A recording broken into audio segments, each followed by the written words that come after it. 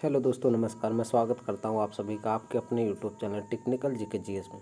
आज दोस्तों कोशिका विभाजन के बारे में देखते हैं, जो कि सभी प्रतियोगी परीक्षाओं के लिए महत्वपूर्ण होगा। कोशिका विभाजन होता क्या है दोस्तों, इसके बारे में देखते हैं। कोशिका विभाजन की खोज सर्वप्रथम किसने किया था दोस्तों? बिरचाओ ने किया था। किसने? बिरचाओ ने किया था 1855 में। यानी कोशिका विभाजन के बारे में सर्वप्रथम बिरचाओ ने ही बताया था 1855 में।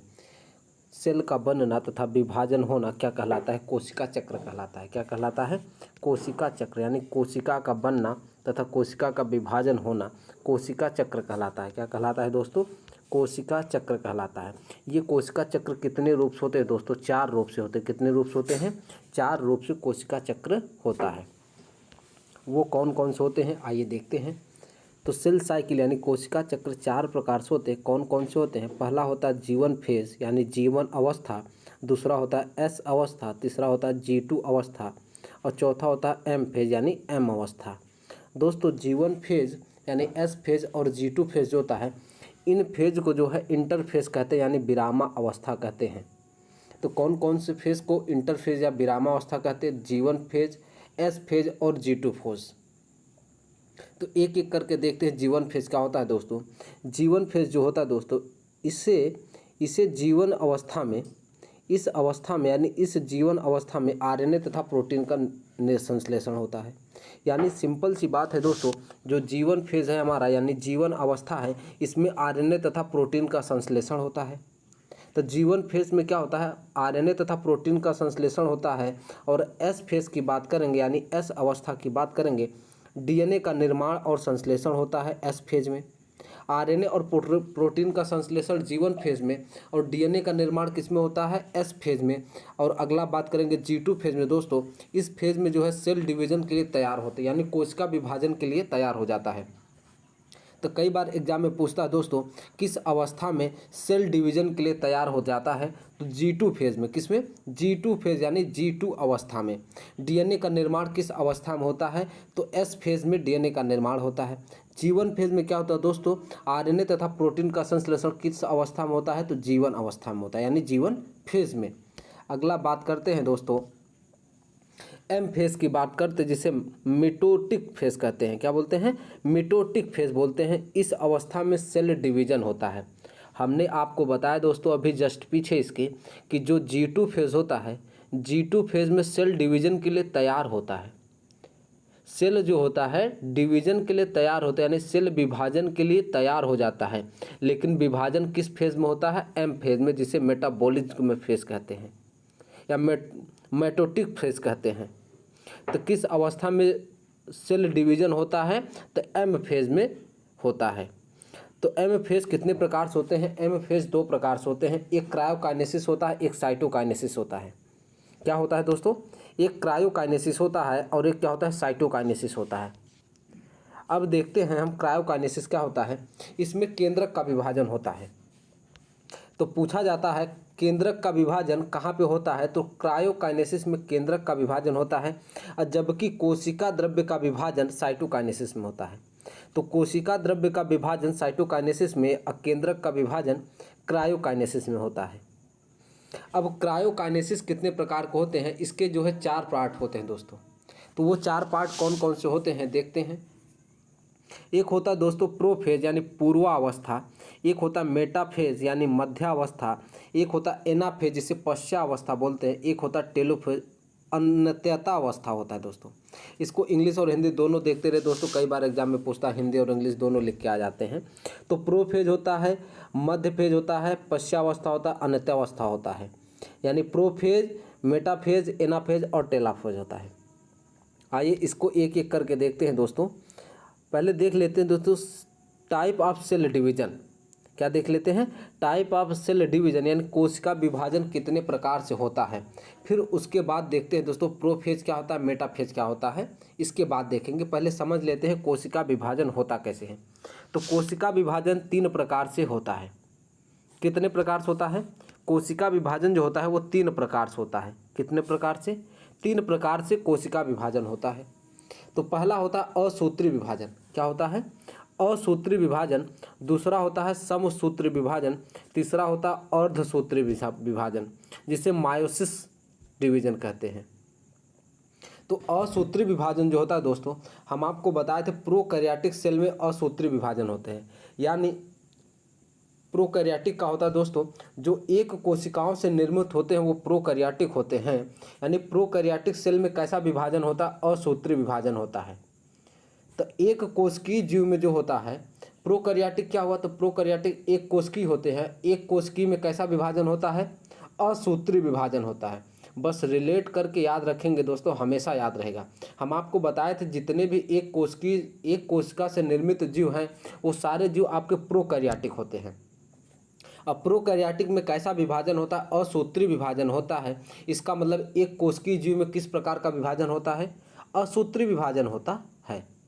इसमें असूत्रीय विभाजन होता है तो इसका मतलब है कोशिका द्रव्य का कोई भी हिस्सा, यानी कोशिका द्रव्य का कोई भी हिस्सा अलग होकर एक नए सेल यानी एक नए कोशिका का निर्माण करता है।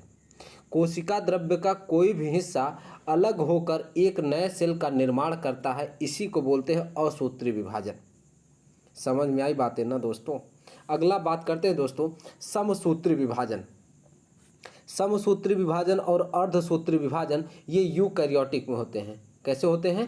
यूकैरियोटिक में होते हैं। और यूकैरियोटिक में होंगे दोस्तों तो ये क्या होंगे? मल्टी सेलुलर होंगे, यानी बहुकोशिकीय होंगे। क्या होंगे?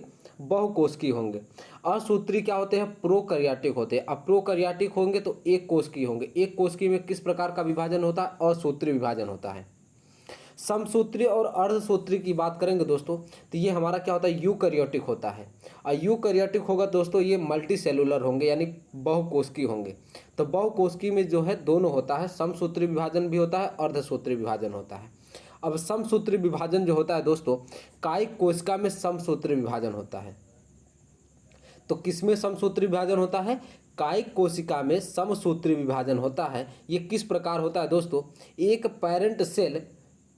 पैरेंट सेल जो होता है दोस्तों वो अलग होकर दो डॉटर सेल का निर्माण करता है। यानी एक कोई कोशिका टूटता है दोस्तों, उससे दो नए कोशिका का निर्माण होता है। यानी एक पैरेंट सेल टूटकर दो पैरेंट सेल का निर्माण करते हैं। ये हमारा समसूत्रीय विभाजन होता है। अगर यही बात करेंगे मायोसिस यानी अर्धसूत्रीय विभाजन की बात, तो जनन कोशिका का विभाजन अर्धसूत्रीय में होता है। तो जनन कोशिका का विभाजन कहाँ पे होता है? अर्धसूत्रीय में होता है। और समसूत्रीय का विभाजन कहाँ होता है? कायिक कोशिका में। कायिक कोशिका में समसूत्रीय का विभाजन होता है। तो जनन कोशिका यानी अर्धसूत्रीय में जो होता है दोस्तों, ये जो होता है दोस्तों अर्धसूत्रीय में, इसमें जो होता है दोस्तों ये अर्धसूत्रीय यहाँ पे है दोस्तों। कहाँ पे है? ये देखिए यहाँ पे। तो अर्धसूत्रीय जो होता है दोस्तों, इसमें नंबर ऑफ क्रोमोसोम की संख्या क्या हो जाती है? आधी हो जाती है। यानी इसमें क्रोमोसोम की संख्या जो हो जाती है आधी हो जाती है। क्या हो जाती है? आधी हो जाती है। इसी को दोस्तों जनन कोशिका कहते हैं। यानी जनन कोशिका का विभाजन कहाँ होता है? अर्धसूत्रीय में होता है। इसमें एक पैरेंट सेल चार डॉटर सेल का निर्माण करता है। अभी हम बताए थे आपको दोस्तों कि जो समसूत्रीय होता है वो एक कोशिका जो होता है वो टूटकर दो नए कोशिका का निर्माण करता है। इसका मतलब एक पैरेंट सेल टूटकर दो नए डॉटर सेल का निर्माण करता है। कौन करता है? समसूत्रीय विभाजन करता है। अगर यही बात करेंगे अर्धसूत्रीय विभाजन यानी जनन कोशिका की, इसमें एक पैरेंट सेल टूटकर चार डॉटर सेल का निर्माण करता है। यानी नंबर ऑफ सेल क्या हो जाएगा? 4n हो जाएगा। इसमें आनुवांशिक गुण का लक्षण दिखता है। हमने आपको बताया था ना दोस्तों, जेनेटिक्स का बताया था ना, जो लक्षण प्रत्यक्ष रूप से दिखाई देते हैं उसे क्या कहते हैं? फिनोटाइप कहते हैं। यानी जेनेटिक्स वही होता है दोस्तों, हमने आपको बताया था एक जनरेशन से दूसरे जनरेशन में जो गुण ट्रांसफ़र होते हैं उसी को जेनेटिक्स कहते हैं। तो आनुवांशिकी गुण का लक्षण किस में दिखता है? अर्धसूत्रीय विभाजन में। किसमें दिखता है? अर्धसूत्रीय विभाजन में। इसमें एक पैरेंट सेल टूटकर चार डॉटर सेल का निर्माण करते हैं। अब अगला बात करते हैं हम दोस्तों, ये समझ में आया ना? ये अर्धसूत्रीय क्या होता है? समसूत्रीय और अर्धसूत्रीय असूत्रीय क्या होता है? तो समसूत्रीय की खोज किसने किया था? वाल्टेर फ्लेमिंग ने किया था 1882 में, याद रखिएगा।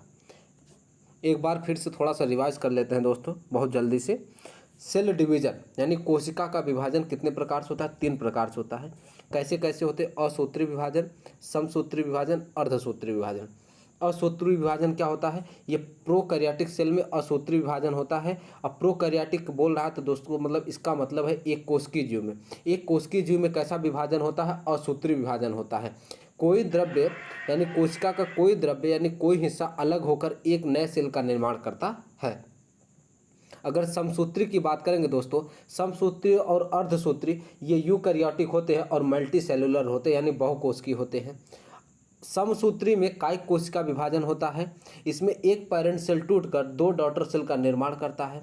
और यही बात करेंगे अर्धसूत्री की, ये जनन कोशिका का विभाजन होता है, इसमें एक पैरेंट सेल टूटकर 4 डॉटर सेल का निर्माण करता है। अब बात करते हैं दोस्तों प्रोफेज यानी पूर्वावस्था। किसका बात करेंगे, पूर्वावस्था। इसमें क्या होता है दोस्तों, इस अवस्था में यानी पूर्वावस्था में सेल यानी कोशिका में केंद्रिका तथा केंद्रक झिल्ली क्या हो जाते हैं, विलुप्त हो जाते हैं। यानी केंद्रिका और केंद्रक झिल्ली क्या हो जाते हैं, विलुप्त हो जाते हैं पूर्वावस्था में। तो किस अवस्था में सेल यानी कोशिका केंद्रिका तथा केंद्रक झिल्ली विलुप्त हो जाते हैं यानी खत्म हो जाते हैं दोस्तों, किसमें, पूर्वावस्था में। किसमें, पूर्वावस्था में। अगला बात करते हैं मेटाफेज यानी मध्य अवस्था की बात करते हैं। इस कोशिका में विभाजन सबसे लंबी अवस्था में होता है। तो यानी सब कोशिका विभाजन की सबसे लंबी अवस्था कौन सी होती है, एक क्वेश्चन तो यही बन जाता है आपके लिए। तो कोशिका विभाजन की सबसे लंबी अवस्था कौन सी होती है, मेटाफेज यानी मध्य अवस्था। इस अवस्था में गुणसूत्री संरचना जो होती है दोस्तों, गुणसूत्री संरचना सिकुड़कर क्रोमोसोम में बदल जाती है। यानी किस अवस्था में गुणसूत्री संरचना सिकुड़कर क्रोमोसोम में बदल जाती है, फिर क्रोमोसोम का विभाजन होता है और 2 नए क्रोमोसोम का निर्माण होता है। तो ये कंडीशन जो है मध्य अवस्था यानी मेटाफेज में होता है। हमने पूर्वावस्था में आपको बताया, पूर्वावस्था में सेल जो होता है कोशिका में केंद्रिका और केंद्रक झिल्ली विलुप्त हो जाते हैं। जब केंद्रिका और केंद्रक झिल्ली विलुप्त हो जाते हैं दोस्तों, तो क्या बचता है, गुणसूत्री संरचना बचती है। तो गुणसूत्री संरचना जो होती है ये मध्य अवस्था की कंडीशन है। इसमें जो होता है दोस्तों, गुणसूत्री संरचना सिकुड़कर क्रोमोसोम में बदल जाती है। और जब क्रोमोसोम में बदल जाती है तो फिर क्रोमोसोम का विभाजन होता है। और जब क्रोमोसोम का विभाजन होता है तो ये 2 क्रोमोसोम का निर्माण होता है। अगला बात करते हैं दोस्तों, ये देखिए गुणसूत्री संरचना सिकुड़कर एक गुणसूत्री संरचना में बदल जाती है और यही एक जो होता है दोस्तों ये दो नए गुणसूत्री संरचना का निर्माण करता है। एनाफेज की बात करते हैं दोस्तों, पश्चावस्था। इसमें 2 न्यूक्लियस यानी 2 केंद्रक का निर्माण होता है। इसमें 2 न्यूक्लियस केंद्रक का निर्माण होता है। इसमें 2 न्यूक्लियस एंड 2 न्यूक्लियस मेम्ब्रेन यानी कोशिका झिल्ली यानी केंद्रक झिल्ली का निर्माण होता है। बस इतना याद रखना है दोस्तों। टेलोफेज में क्या होता है, इसमें साइटोप्लाज्म का विभाजन होता है, 2 नए सेल का निर्माण होता है। क्या होता है, इसमें साइटोप्लाज्म का विभाजन होता है और 2 नए सेल का निर्माण होता है।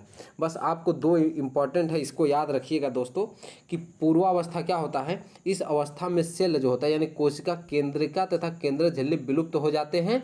और मेटाफेज में जो होता है ये कोशिका विभाजन की सबसे लंबी अवस्था होती है।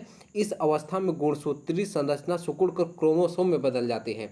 फिर क्रोमोसोम का विभाजन होता है। जब विभाजन होता है तो 2 नए क्रोमोसोम का निर्माण होता है। अगला बात करते हैं दोस्तों, हमने ये आपको अर्धसूत्री बता दिया है। अब देखते हैं मायोसिस यानी अभी बताया ना, फिर ये होगा। मायोसिस की खोज तथा फार्मर तथा मोरे ने किया था। किसने किया था, फार्मर तथा मोरे द्वारा जो है मायोसिस यानी अर्धसूत्री विभाजन की खोज की गई थी। इसमें भी 2 प्रकार से होता है, मायोसिस 1 और मायोसिस 2 यानी अर्धसूत्री विभाजन 1 अर्धसूत्री विभाजन 2। ये दोनों फिर इसमें होगा दोस्तों प्रोफेज 1, मेटाफेज 1, एनाफेज 1, टेलोफेज 1। फिर इसमें भी सेम ऐसे होगा, सेम बिल्कुल ऐसे होगा, मतलब प्रोफेज 2, मेटाफेज 2, एनाफेज 2, टेलोफेज 2। फिर इसका विभाजन 2 बिल्कुल सेम इसी तरीके से होंगे दोस्तों। तो बस आप इतना इधर का याद रखिएगा बस, कोशिका विभाजन होता कैसे है, ये कितने प्रकार से होते हैं, और मेटाफेज जब टूटता है तो किस में टूटता है, ये क्रायोकाइनेसिस और साइटोकाइनेसिस में टूटता है। केंद्रक का विभाजन क्रायोकाइनेसिस में और कोशिका द्रव्य का विभाजन साइटोकाइनेसिस में। बस दोस्तों इतना ही याद रखिएगा, बाकी इससे रिलेटेड मैं MCQ कराऊंगा तो वो आप देखिएगा। अगर वीडियो अच्छी लगे तो वीडियो को लाइक शेयर सब्सक्राइब करें। Thank you very much.